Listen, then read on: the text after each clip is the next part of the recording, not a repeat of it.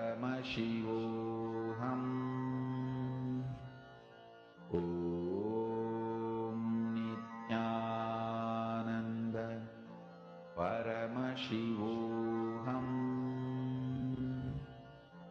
Om Nithyananda Paramashivoham.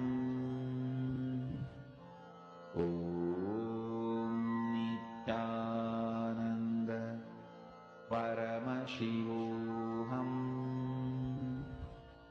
Om Nithyananda Paramashivoham.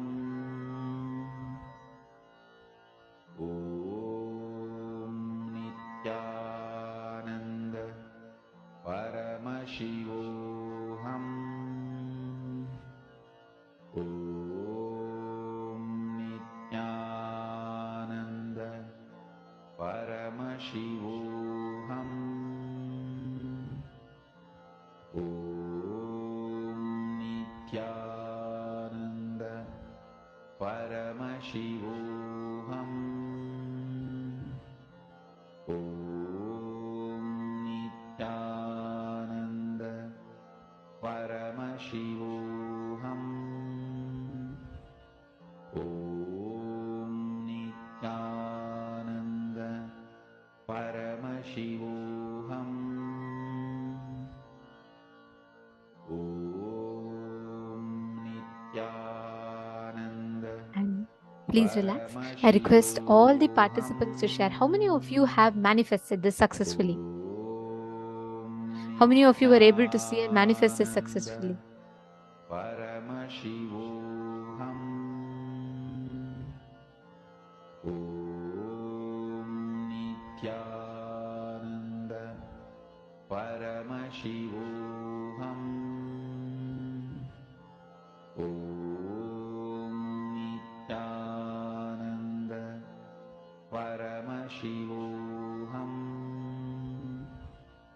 Om Nithyananda Paramashivoham. Now, understand the moment you start seeing, go on sharing whatever you are seeing. And whenever you do that, right, your inner space actually starts manifesting integrity. And you will see so many unnecessary doubts that comes in your inner space will just automatically melt away. Now we are going to be entering into a very beautiful session called the Sadashiva Tattva. Let us now listen to these revelations from Swamiji.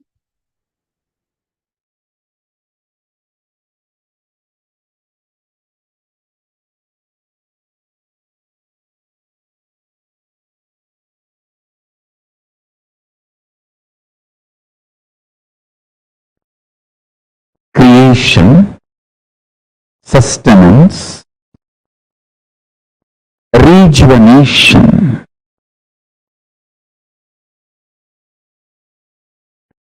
putting in delusion or pulling out of delusion, and liberation. All the five. Listen. Creation, maintenance, destruction or rejuvenation, the Sangha Tattva, and putting into delusion or pulling out of delusion, Trobhava Tattva, and liberation. All these five aspects of Paramashiva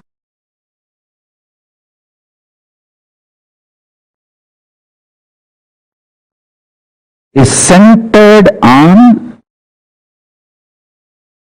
destruction or rejuvenation, Samhara Tattva. Listen.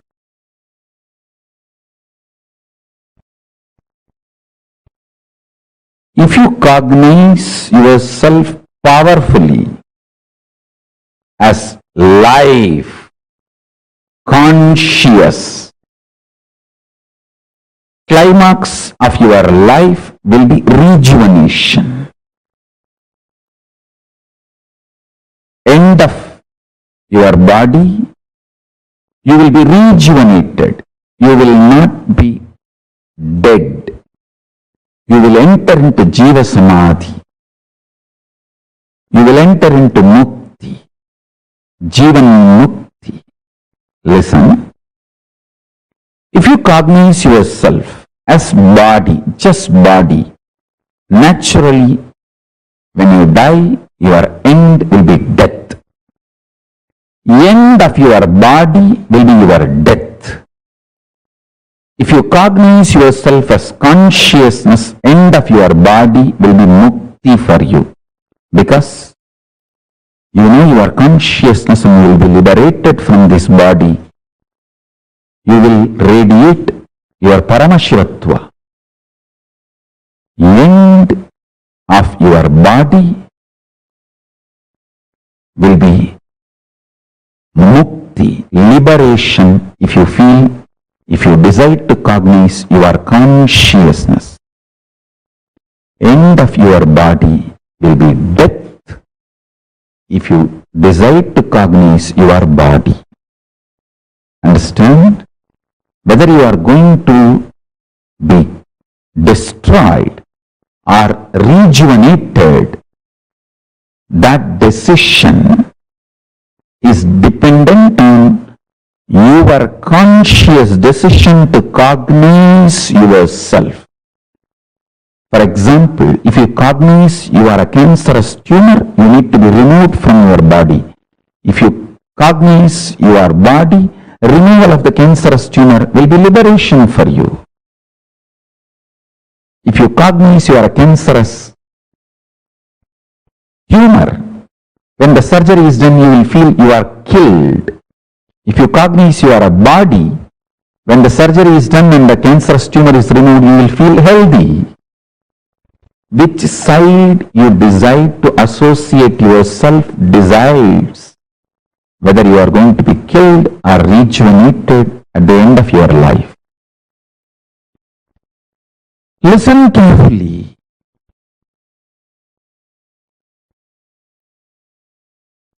With this consciousness, consciously cognizing, if you start living intensely, if you decide to live with this conscious cognition and start deciding intensely, start making conscious cognitions intensely,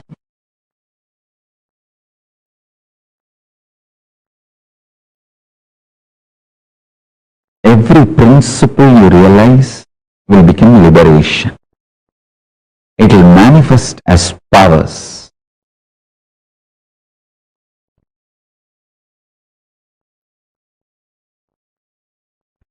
Shaktipada, initiation from the Master,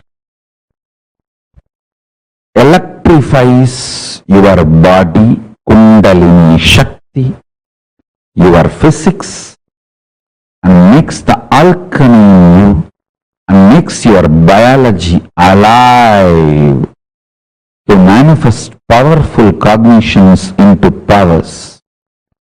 The pure science into applied science. Pure science is the principle of time, Kala Tattva. Applied science is ability to play with time, stop the time or move the time and change the time.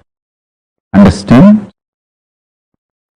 Powerful cognitions, when they are cognized with initiation, they just become powers in you. I want all of you to internalize this one truth today. Then I will lead you step by step, step by step.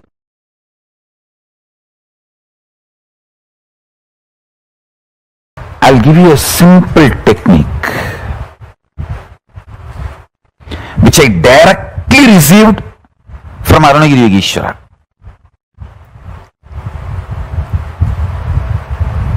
See, Arunagiri Yogeshwara is like literally my uncle, a very friendly, sweet uncle with whom you can tell everything. I'll tell all the gossip stories of Tiruvannamalai.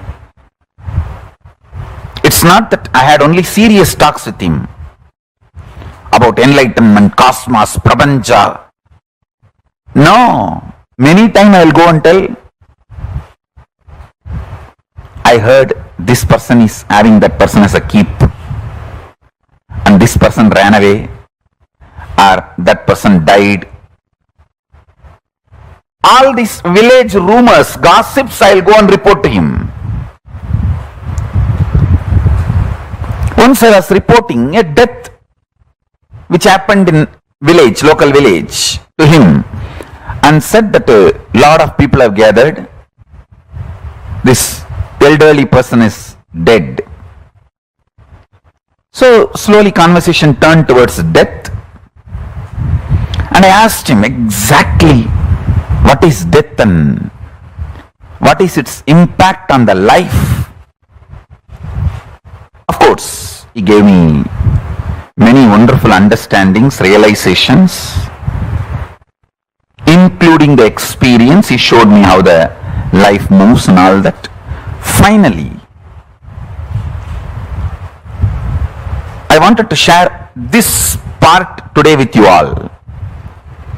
Many things he revealed, and I'll share that in other satsangs. Now, I wanted to give this one important part to all of you. I asked him, how to conquer fear of death? He stretched his hand and said, anything you ask, will you give? I said, what? How can you even ask this as a question? It is yours. Please tell me. He said, give me your life. I said, whatever I know as life, I experience as life, I feel as life, it is yours. I put both my hands and held his hand and put my head on his hand. And he said, now you are dead. And actually I saw everything stopped functioning. I don't know how long the time was. The next I heard is, I am alive in you from now. And then he said, now I have given this life to you. Everything you have now from this moment is a bonus. I tell you, from that time till now, whenever I feel any difficulty externally, internally, only one thing I will remember, I am already dead. Now whatever I am having is a bonus. Come on. This one realization, even now it stays in my guts. It stays in my guts. It just rejuvenates me every time I remember. Every time I face the difficulties externally or internally, I remember holding his hand with my both hands and putting my head on his hand and declaring, I am giving everything to you. And he declaring, you are dead. And then he's saying, from now, I am alive in you. So the life is my gift. Everything is my gift. You can't complain about anything anymore. In multiple dimensions, I started realizing it. I can't take the life for granted anymore. I can't complain about anything, about anybody, about anything anymore. I can have only one thing, gratitude. Nothing else. I can't complain. God, what a shift He gave me in life. What a change He has done to me.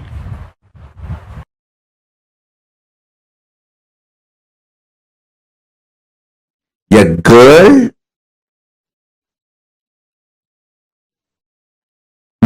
not even have courage to run and escape from a stray dog, but if the same girl is having her child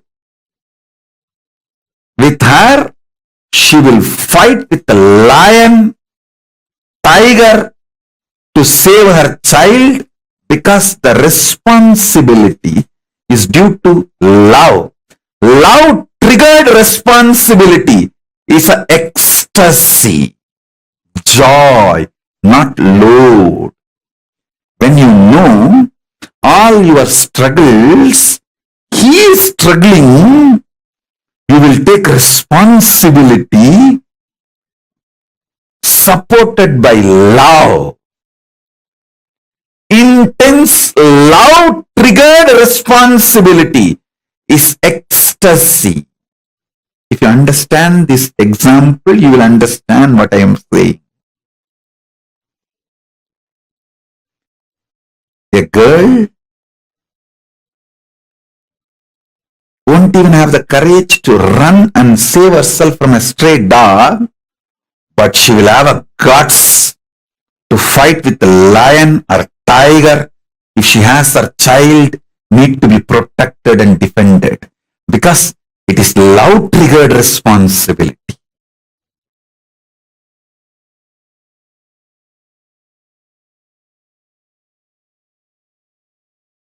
If you start contemplating, cognizing, doing samyama on this powerful cognition,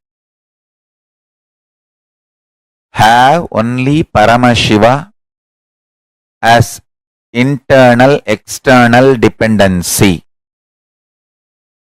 Do not have, believe, think you need to have any external internal dependency other than Paramashiva, your consciousness.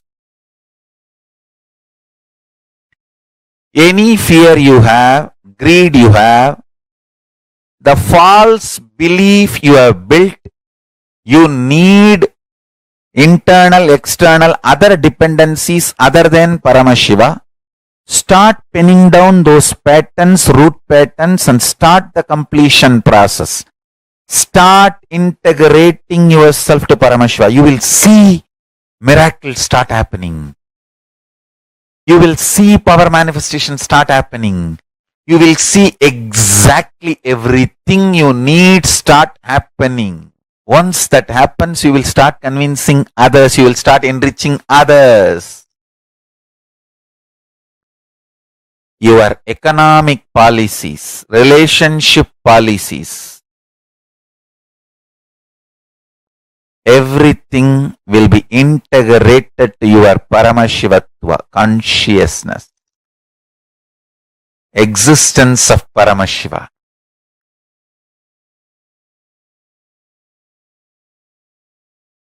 I am telling you, if you start doing dharana, pratyahara on this truth, hundreds and hundreds of truths will be revealed to you.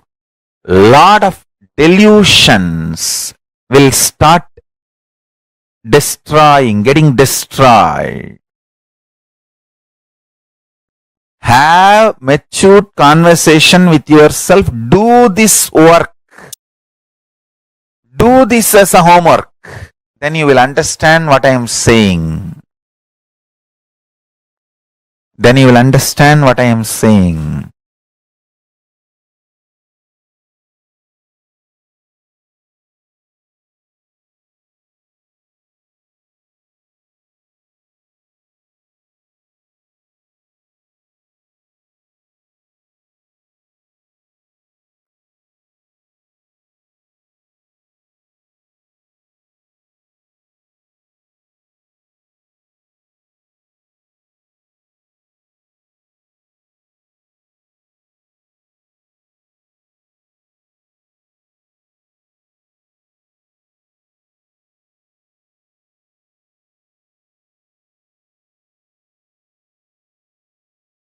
Listen to this sacred secret. Listen.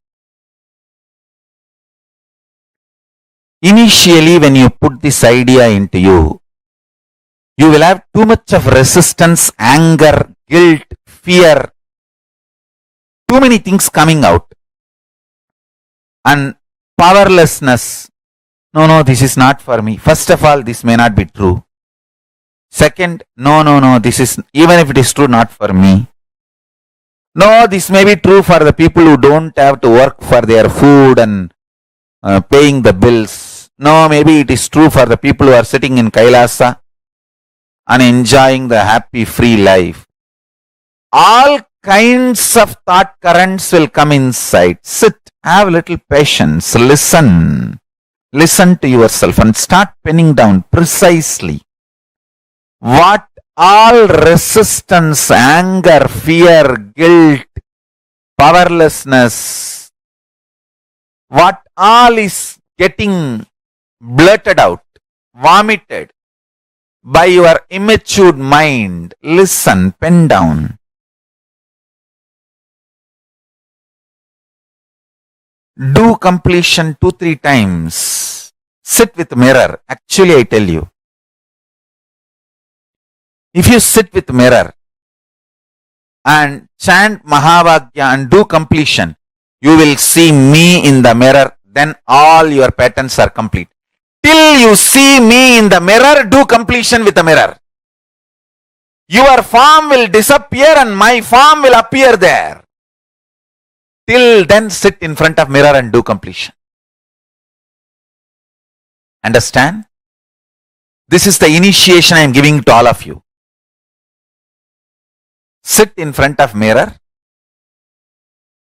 Pen down all these patterns and fears and everything. Intensely chant Mahavagya and see the mirror and start reliving this pattern. Start completing. You will see me appearing in the mirror and making you completely complete and making you manifest powerful cognitions and powers.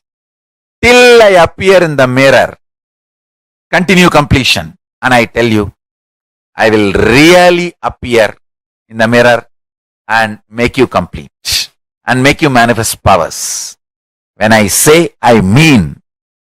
Just sit in front of the mirror and declare simple integrity to me. Start chanting Mahavagya and remember this powerful cognition, today's cognition. Pen down all the incompletions, fears, anger, guilt, impossibility, patterns which tells you no, you need to be dependent internally, externally other than Paramashiva. Pen down all of that. Whatever patterns tells you, you need to be internally, externally dependent on something else other than Paramashiva. Pen down. Pen down. Sit in front of mirror and start completing all those patterns and incidents, root incidents, everything. Let all the incompletions melt down, be completely burnt away. You will see in your pure inner space and in the mirror me appearing.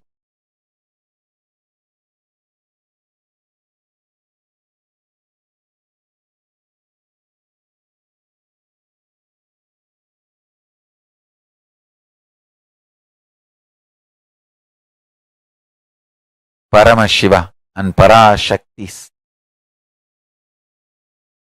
intense presence will be happening. Both Paramashiva and Parashakti will be manifesting through this form.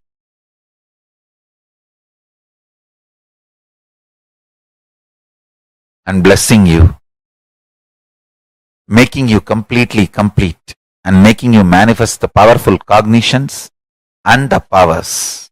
I bless you all. Let's start this homework today.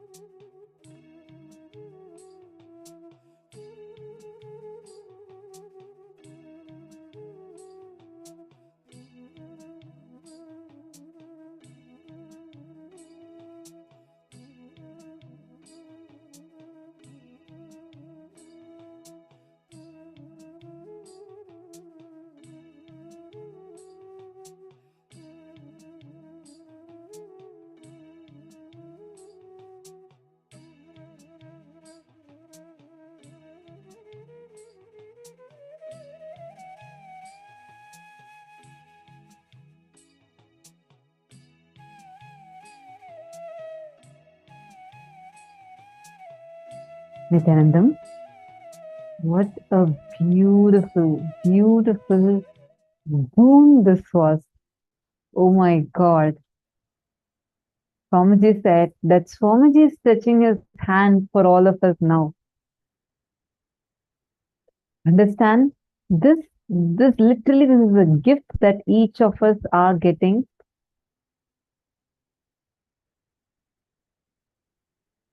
I request all the participants, take a moment now. I request all of you to post what exactly you want to declare. What did you understand from this such a sweet incident that Swamiji shared with Arunagiri Yogeshwara? What did you understand? What did you experience? And what is it that you want to take as a declaration? Come on. I request all of you, take a quick few minutes and please post it. What is it that you want to make like a declaration that you want to take up? That you want to declare and say, Swamiji, from this moment on, this is what is a declaration I want to make. Take a few minutes.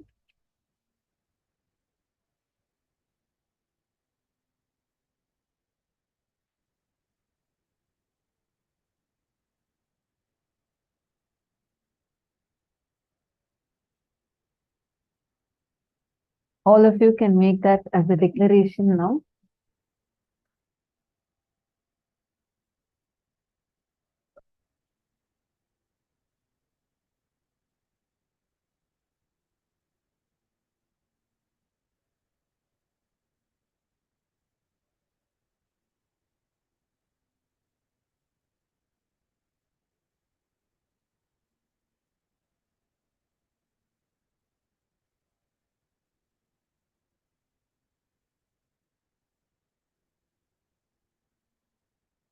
This tattva that we all just listen to now is called as the Sadashiva Tattva, declaring that literally you even realizing that the delusion and rejuvenation is all, even rejuvenating yourself is your own dimension.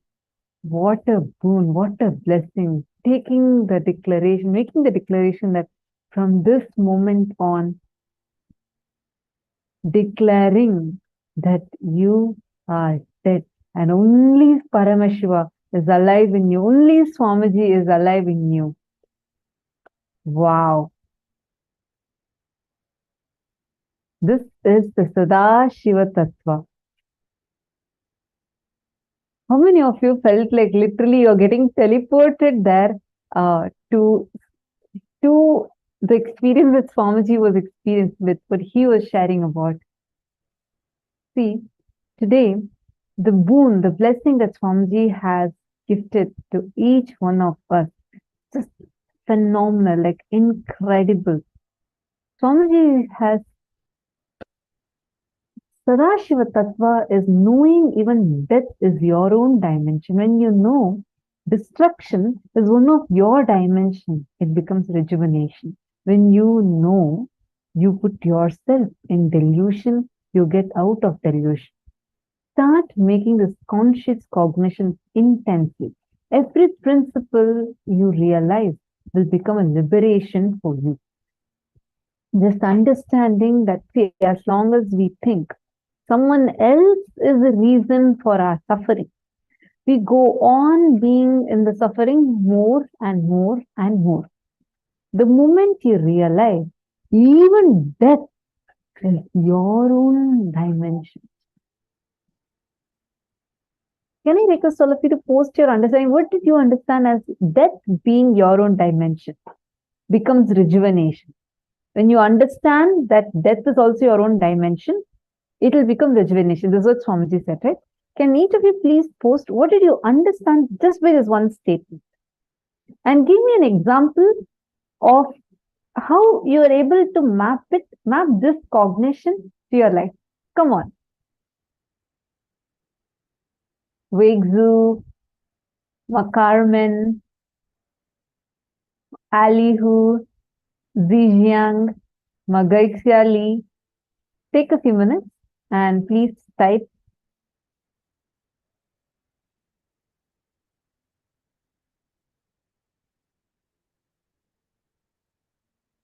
Ma Gokila Devi has posted, last 2 days I've been watching people who are sick and cold. They're going to hospitals, consuming medicines, and they're not getting any better. I realize I only need Bhagwan as my insurance for better health, wealth, knowledge, security, and more. Understand, Ma Gokila, making this declaration that from this moment on, I am dead. The declaration Swamiji made to Arunagiri Yogeshwara, making that and taking Swamiji not just as their first priority, but is the only priority, will shift your inner space so powerfully. You will not have even the fear trying to cross in your inner space. I understand the powerful cognition you have posted. I just wanted to add to what you have posted. Just cognizing, so that is what when Swamiji says, right? Cognizing that death is your own dimension makes even death as rejuvenation. Come on, all of you, there's just so many of you, Ma Indra, Ma Bhilasha, Ma Yogamalar, Ma Susan. Can I request all of you to post? What did you understand by this one statement? When Swamiji said, cognizing that death is also your own dimension, makes death as rejuvenation. What did you understand with that? I'm just going to show you all the powerful cognition for a brief few minutes. Read this, cognize, contemplate it for a few minutes, and I request every one of you to post your understanding. Come on.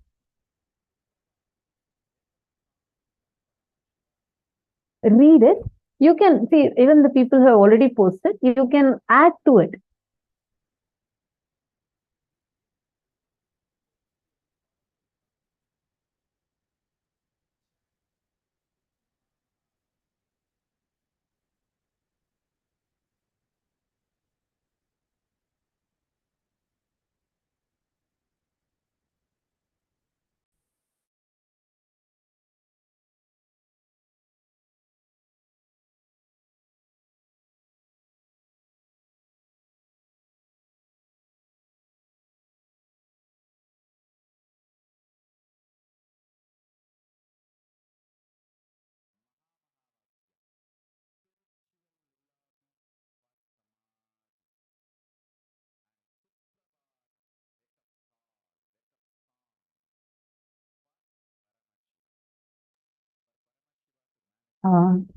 Ma Daniel Haran, I saw your message. You have posted saying that you need healing and that you're extremely sick. Don't worry. Please make sure you take care of yourself with all the right things that are needed for you. And if you wish to have healing, our support desk team is right now going to be reaching out to you and supporting you with providing you with the spiritual healing service.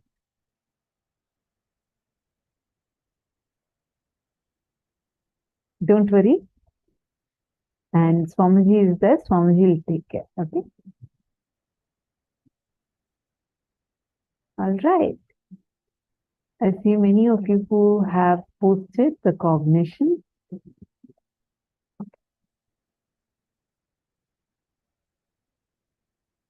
When you believe yourself to be your consciousness, then you're rejuvenated. Then your body dies. If you believe you're the body, then you will experience death. Okay? I exist beyond death. Okay? My old, I rejuvenated and replaced with Paramaśiva. Okay?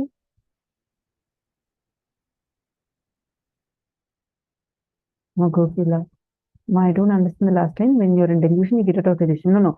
When you understand that you put yourself in delusion, immediately you get out of delusion. See, listen carefully. First, cognizing that death is your own dimension means you realizing that even the death happening to you is not death. Like, as long as you feel that something is being removed from you, you feel that to be death. But when you start cognizing, even that is your own manifestation, you will suddenly, slowly start realizing in so many dimensions, it's only rejuvenation. You can look back into your life, even the situations where you felt it is the most cruelest thing that has happened to you, and you felt like your identity died, you lost something. Look back at it. When you take the responsibility of it, don't even worry about responsibility also. Just cognizing that even that only is happening, you are manifesting it. You will suddenly start realizing that it is becoming a rejuvenation. You're reinventing yourself. How many times in your life you have been able to reinvent yourself, rediscover yourself? That is one. Second, what pulling yourself out of delusion? The moment you realize that you put yourself in delusion. A simple thing. When you are dark and suddenly you see the curtain is flying, and just 2 days ago you had seen a ghost movie, a horror movie, and now all of a sudden your hormones are getting up and like all the adrenaline is getting pumped in you, and you're getting so afraid. You start feeling that there's a ghost. That's why the curtain is dangling like that. It's probably a fraction of a second, but that time you experience a serious fear stroke. Like literally, you go through a strong fear that just hits you. The moment you realize that you are imagining that there is a ghost, you just turn on the light, everything will be all right for you. Or you will sit and just complete that fear. Again, this fear is not going to surf up again. The remembrance that you are the one who's putting yourself into the delusion is powerful enough. Just the remembrance is powerful enough. It will pull you out of the delusion. How many times you realize? Sometimes you make it as a huge issue for no reason at all. The moment you realize that you are the one who's creating it, it would be a simple thing. Swamiji said, actually this happened. A couple came to Swamiji, and this husband came to Swamiji, and like that guy is telling Swamiji, I really want to divorce my wife.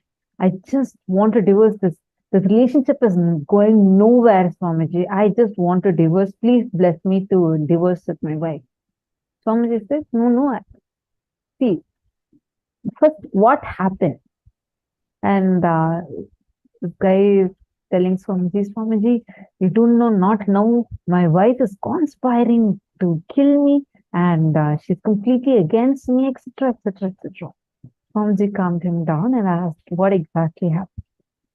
The guy said that when we were getting married, from that time on, she's conspiring against me. Today also she conspired. That is why she did not put enough sugar in the coffee, and the coffee was so hot, and she served it to me, and she wanted me to pour it on myself, and then she can use that to even kill me. So Swamiji explained to him how he is putting himself in delusion and how he is collecting various different incidents and linking it. And then the guy got completion with his wife, and his relationship got back to stability. But that same thing is what all of us are doing in our life. It may sound funny, but for one coffee, sugar not being enough, he wants divorce. But that's what all of us do. We all are continuously putting ourselves in delusion in various aspects. The moment you realize you are the one who's putting yourself in this delusion, immediately you liberate yourself from it. That's the best news of the whole thing. The moment you realize the delusion, you get out of delusion. See, it's like this. A best example. Let's say suddenly your house is thinking, okay? It starts thinking so bad, and you're trying to find out where is the source of the smell coming from. And it's thinking, you go and search everywhere. Finally, you find out that there's been a pile, like a garbage bag, sitting right under your bed, and that is causing the smell throughout the house. What do? After that, it's simple. Just take the garbage bag and chuck it out of the house. The process is difficult only as long as you don't know the source of smell. So, what you need to spend your time on is finding out the source of smell. That is a little difficult process, but the moment you find, it's just taking it and throwing it out. That's all. That is, the blind spots is something similar. Only as long as you don't know, you get stuck. The moment you know, there is no point, there's no need for you to even struggle. It is just simple and straightforward. That's all.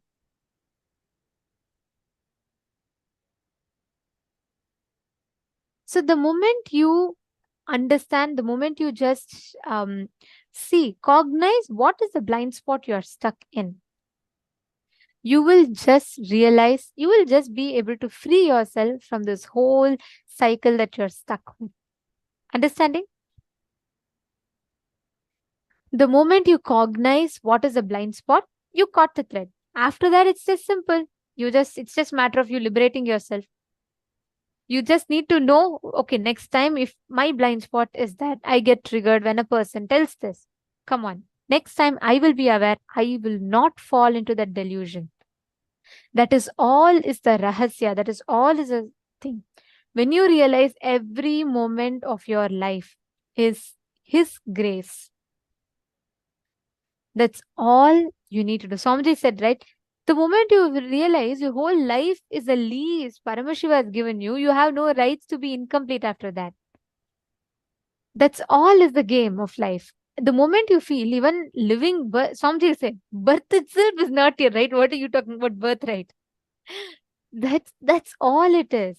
The moment we think we understand the larger context of life, we will stop exaggerating so much on our problems. So then you win the game of life. So beautifully, Swamiji explains this whole thing. Now, there's a very powerful meditation exercise. Just sit in front of the mirror, okay? Meditate on this one cognition that be dependent only on Paramashiva for all the internal and external dependencies. Internal or external, all of that only depend on Paramashiva.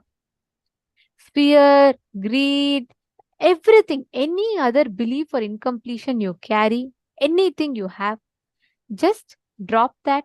Look at your life, just look at yourself and realign all your patterns to just aligning to Paramashiva. Take a few minutes. I request every one of you to sit in front of the mirror and intensely just look at the mirror and manifest you are Paramashiva. The space, the state that you are Paramashiva, everything only depends on Paramashiva and nothing else. Take a few minutes.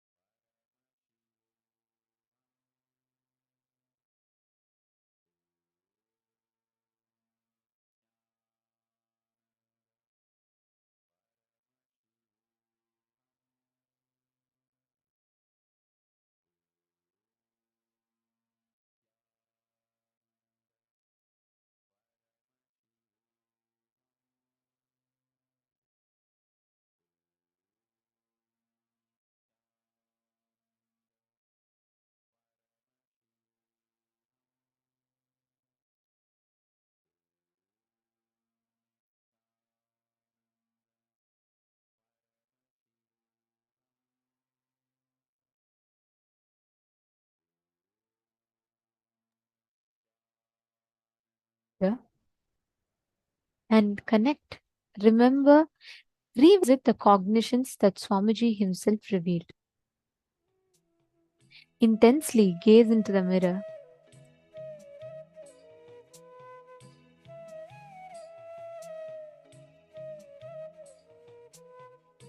Revisit with understanding that you are Paramashiva.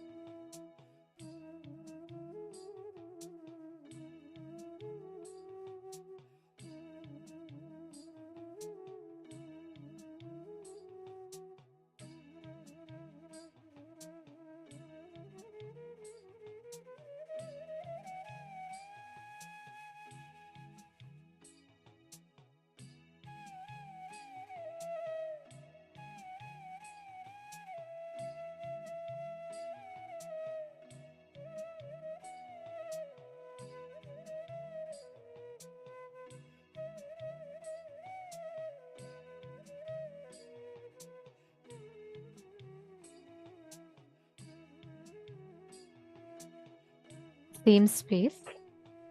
As all of you connect, manifest the experience that you are Paramashiva, you are Sadashiva.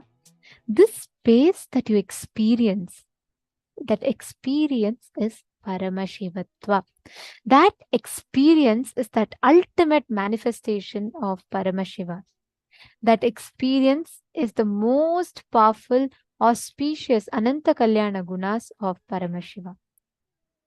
Now, as all of you are manifesting this space, just sit with that same space, exact same space. Take any object that you want. You can probably put a needle in the water and just declare. You will see the matter in front of you will listen to you. Just declare. In this space, just declare. Choose any object that you want. Place it in the matter, place it in the water, place it in the water, and just sit with that space and look intensely as Sadashiva, as Paramashiva. Just see how you will manifest this experience inside of you. Let us all start the manifestation. Please sit straight. Any object you want, you can simply keep it and move it. Needle, rice grain, blade of grass. Just sit, but make it as a conscious decision in you. Don't get stuck in any delusions. Understand, any cognition that convinces you can't is a delusion. Simple formula. So don't get caught in delusion. Just continue to manifest intensely in the space of Paramashiva, Paramashivatva. Please start. Paramashivoham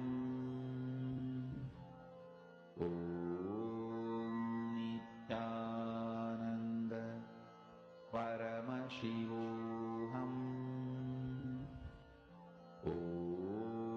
Nithyananda Paramashivoham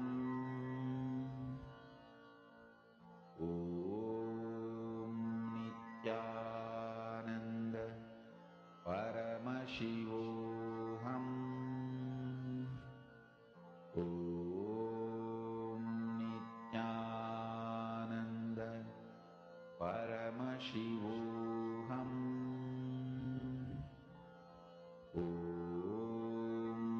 Nithyananda Paramashivoham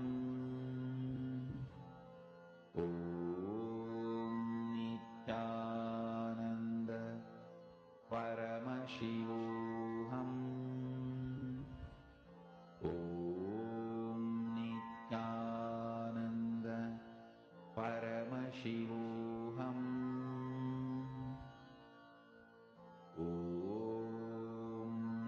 Nithyananda Paramashivoham Nithyananda Paramashivoham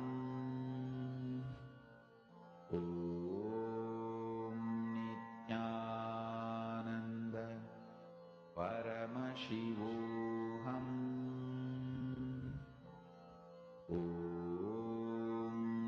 Nithyananda Paramashivoham Nithyananda Paramashivoham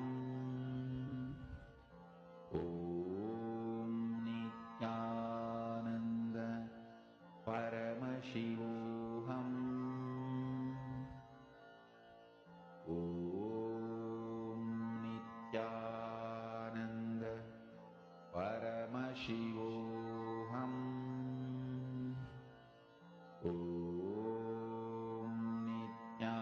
Nithyananda Paramashivoham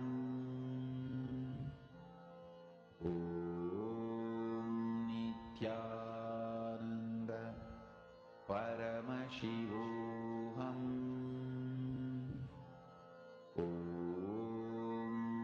Nithyananda Paramashivoham Nithyananda Paramashivoham